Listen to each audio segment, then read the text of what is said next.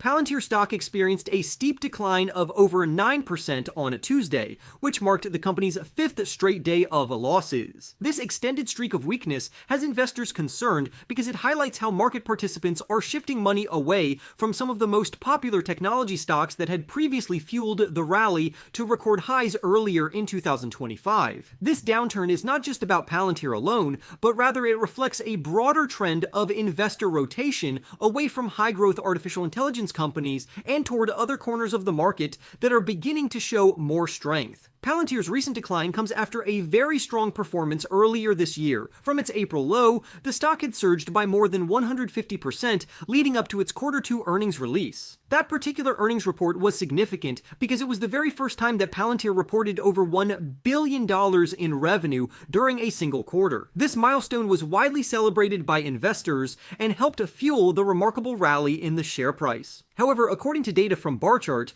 Tuesday's drop marked Palantir's longest losing streak since March, which serves as a clear sign that sentiment has shifted in recent days. Adding to the selling pressure was a bearish research note from Citron Research, which came out on Monday. The fact that this type of skeptical analysis arrived right as the stock was already under pressure only made matters worse for Palantir investors. Citron explained that its price target was based on a comparison to OpenAI's recently reported valuation of $500 billion. OpenAI, the company behind ChatGPT, is reportedly preparing to sell several billion dollars worth of shares to private investors. The comparison between Palantir and OpenAI highlights how analysts are trying to measure the value of companies tied to artificial intelligence, but in this case, Citron suggested Palantir's valuation looked stretched. It is also important to recognize that Palantir is not the only company facing these headwinds. The entire technology sector has been under pressure. On Tuesday, the Technology Select Sector SPDR Fund, which tracks technology stocks,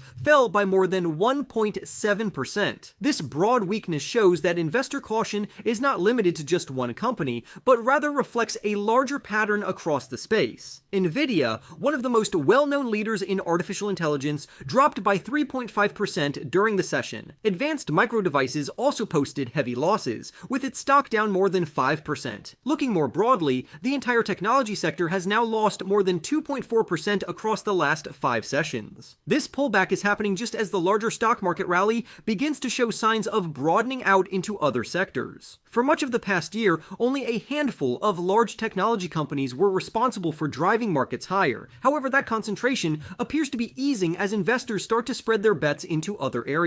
Over the last several trading sessions, sectors like healthcare and homebuilders have taken on a larger role in powering the market upward. Healthcare stocks have risen by more than 4% in just 5 days, while homebuilders have added more than 3% during the same stretch. This shift suggests that investors are not abandoning the market entirely, but are instead finding opportunities in areas that had previously lagged behind. On Tuesday specifically, leadership came from defensive corners of the market, such as real estate, utilities, materials, consumer staples, and healthcare, which all posted notable gains. Despite these bright spots in other sectors, it is worth keeping in mind that large technology companies carry such a heavy weight within the major indexes that their performance tends to dictate overall market direction. When they are not leading, the gains in the S&P 500 are typically less sharp and less one-sided compared to the past 2 years. This dynamic was on full display on Tuesday, when the S&P 500 closed lower by more than 0.5%. The Nasdaq, which is heavily skewed toward technology names, dropped nearly 1.5% by the closing bell. Interestingly, not everyone sees this rotation away from big tech as a negative development. Some strategists argue that this type of broadening out of market strength is actually a healthier sign for the long-term stability of the market. For example, Citi strategist Scott Cronert described the current situation as 2 parallel paths for the S&P 500. One path continues to be driven by artificial intelligence-fueled growth companies, while the other is increasingly supported by more traditional sectors tied to the economy. Cronert explained that he expects large growth names to continue participating in the rally, but with more contributions coming from other areas of the market, which ultimately creates a more balanced and sustainable setup. Cronert emphasized that the best way for the market to continue moving to higher levels is not to rely entirely on technology, but rather to see ongoing strength from those companies combined with participation from other industries as well. This mix of leadership allows for a healthier and more durable market environment, especially compared to the extreme concentration in only a handful of growth giants that dominated the past year. In summary, Palantir's 5-day losing streak is a clear example of the shifting dynamics in today's market. While technology companies, particularly those tied to artificial intelligence,